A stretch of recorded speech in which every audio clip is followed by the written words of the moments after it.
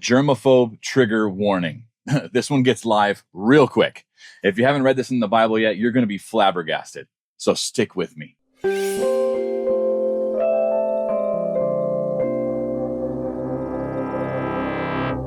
Mark 7:31-37 says, again, departing from the region of Tyre and Sidon, Jesus came through the midst of the region of Decapolis to the Sea of Galilee.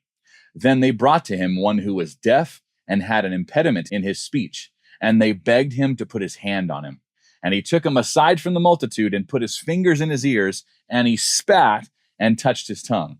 Then looking up to heaven, he sighed and said to him, Ephphatha, that is, be opened. Immediately his ears were opened, and the impediment of his tongue was loosed, and he spoke plainly. Then he commanded them that they should tell no one. But the more he commanded them, the more widely they proclaimed it. And they were astonished beyond measure, saying, he has done all things well. He makes both the deaf to hear and the mute to speak. All right, first things first. And you'll need to remember this. They begged Jesus to put his hand on him.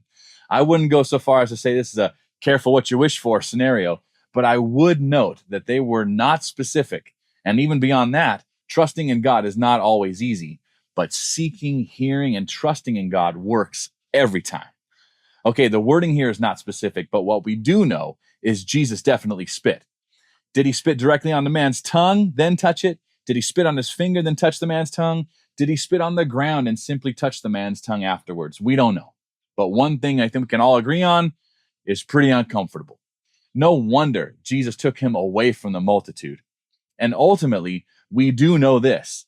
The man got healed of both disabilities. He gained the sense of hearing and the ability to speak. Okay, so given that discomfort, the yuck of it, ask yourself this. If it took someone's spit to get you healed, would you allow it? Would you suffer through it? Especially for a disability.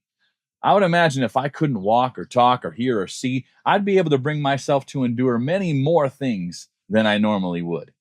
And this private healing session, which required spit, is what God intended. Jesus was walking in obedience as he was led. We know from John 5:19, Jesus explains his process. Most assuredly, I say to you, the Son can do nothing of himself, but what he sees the Father do. For whatever he does, the Son also does in like manner. Again, even though this is gross, this is God's intended method for the healing. And it may be so again through you. And what happens then? Will you be obedient to the call like Jesus, or will you talk yourself out of it? Let me ask it a different way. Will you personally and actively deny someone their healing? It just hits different, doesn't it?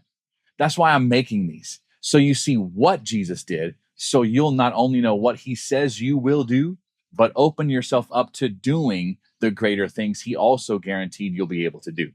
Look, we all need to be reminded of this commission, our empowerment, our new identity as miracle workers.